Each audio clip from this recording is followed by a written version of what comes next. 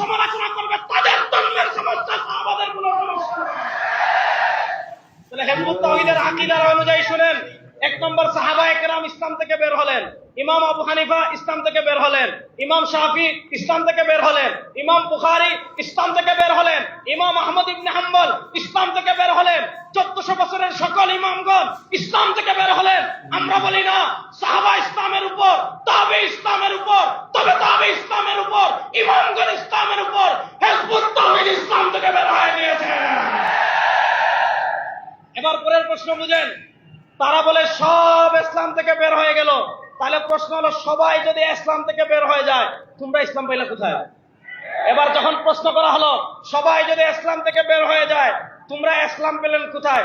এই যে দেখেন ইসলামের প্রকৃত রূপরেখা, এই বইয়ের 50 নম্বর পৃষ্ঠায় বাজিদ খান পন্নী কি লিখছে, দীর্ঘ 1300 বছর এই উম্মাহকে এই পবিত্র কর্মসূচি থেকে